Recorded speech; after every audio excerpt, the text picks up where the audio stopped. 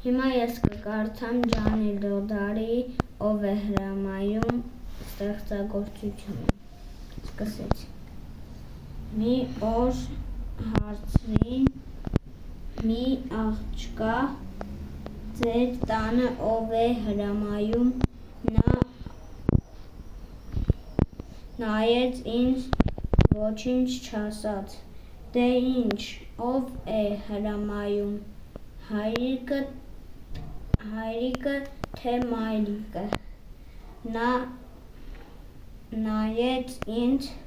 ոչինչ չասաց, ինչ ես լրում, մեկը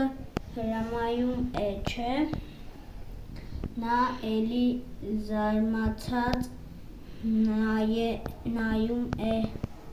ինձ ու ոչինչ չի ասում, չգիտես ինչ է նշանակում հրամայել, իհարկե գիտի, չես հասկանում, ինձ է նայում ու ոչինչ չի ասում, հա, հասկանամ նրա վրա, կարող է խուլ է խեղճում, իսկ նա հանկարծ փախչում է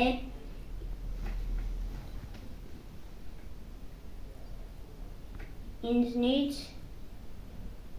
հետո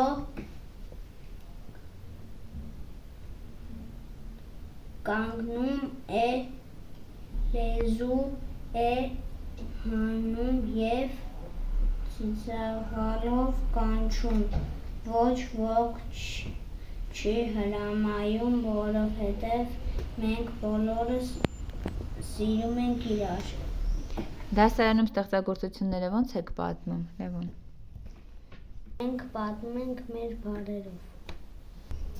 Գնում ենք կենտրոն, որ չենք իմանում ինչ պետք ասենք, ընկերանահիտը հարցեր է տալիս, մենք հարցերի միջոցով պատմում ենք։ Մենակ որ բան լինի, այտենց գնա մեկը կենտրոն, որ պատմի, այտենց ինքը պատմում է, երեխեքը հարցեր են տալիս։ Ինքն էլ պատասխանում է, հա։ Իսկ օրինակ քեզ դուր է գալիս հարցերի միջոցով պատմելը, քո համար ո՞նց է ավելի հեշտ։